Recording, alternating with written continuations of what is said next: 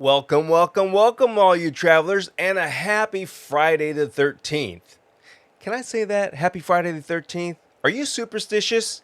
Well, hey, let's just be superstitious about, I don't know, whatever you want to be superstitious about. Anyhow, today I want to bring you some information on air circulation on the cruise ships. You know, the uptick in the coronavirus, different types of variants that are happening out there, gives us all a concern about air circulation, what we're breathing. Are we going on these cruise ships? Do they have good air? Do they have bad air? Well, I think a lot of us know that the cruise lines have done a lot to improve air circulation and ventilation. That's called HVAC. That's heating, ventilation, and air conditioning. So I want to give you some information on that. So let's go ahead and jump right into it now. As we all know, Royal Caribbean Cruise Line and all the other cruise lines are doing their best with health and safety protocols. One of which is a huge concern was the air that all of us are breathing, especially when we're indoors. Well, of course, when we're indoors, because when you're outside, we can't humanly control that air that we breathe, right? So there has to be something done for the indoor areas for air circulation. And one of the biggest things is using proper filters and large enough filters to filter the air on a regular or continuous basis. My goodness, it is hot. Hot in here. So if you hear some noise in the background, it's just the fan blowing, trying to keep me cool so, I'm not sweating. And it's not because I'm under pressure.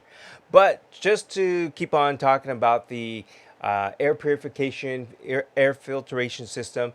And this is specifically going for the Royal Caribbean group. So, their group of ships, which will include Silver Seas, Royal Caribbean, Celebrity Cruises. So that's their group. And anyhow, they had partnered with the University of Nebraska Medical Center and the National Research Center and worked with a group of atmospheric scientists. So what they did is they came on board the Oasis of the Seas and they did some tests. So they, I'm going to use the word release. They released some airborne particles that were about a micron in size. So that's 1 micron. Just to give you a size comparison on what 1 micron is, the human hair is about 70 microns in diameter. So 1 micron is tiny. So what the scientists did for their study on the ship was as I said, they released these 1 micron in size airborne particles. They tracked to see where the particles were circulating and how much of the particles were circulating in certain areas. And that at that time was to test out the HVAC system that was currently on the ships. After doing those tests, what they really found out was that there really was not a whole lot of the particles actually transmitting from one room to the other room, as an example, from one guest room to the other guest room. So their filtration system was already doing a really good job, which even at that time meant that the risk of catching any type of airborne virus, especially when you're in your own cabin, was not that great. So part of how the air filtration system works on the Royal Caribbean group ships is that they bring in the fresh sea air from one side of the ship, typically on the starboard side, which is the right hand side, and then it goes through a various number of different types of filtration systems, and then it gets exhausted out on the port side, which is the left hand side.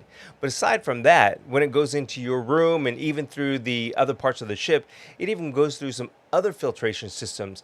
As an example, in your cabin, it'll go through like some cooling coils and then it's circulated through your room.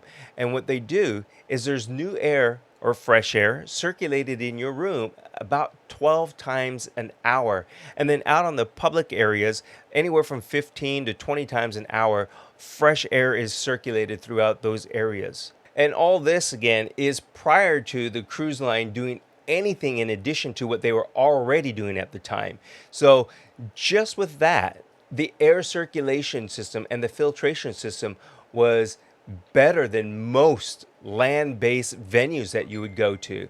Even though the filtration system was already doing a great job, and as I said, it was even doing a better job than many of the land-based venues, the Royal Caribbean Group decided to take it a step further and add a better filter to the filtration system. So, I had mentioned that they were using a test for 1 micron size airborne contaminants or airborne particles. So they put in a different filter, which actually filtered that down to zero point zero 0.03 microns to 1 micron. And remember, the diameter of the hair on our heads is about 70 microns. So 1 micron is already 70 times smaller than that. So now you're talking 0.03 microns. So that is really, really fine particles.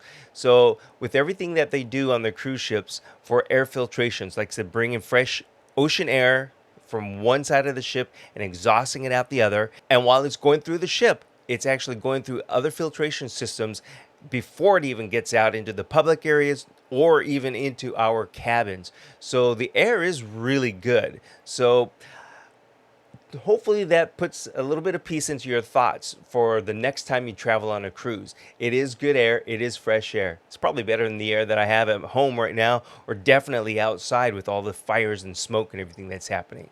So that's what I have for today, Friday the 13th. So I hope you have a great day. Stay safe out there. Don't walk under any ladders and don't break any mirrors. That's it. My name is Chuck Tuck. I'm your host. Enjoy your Friday afternoon, morning, or evening. Until next time, thanks.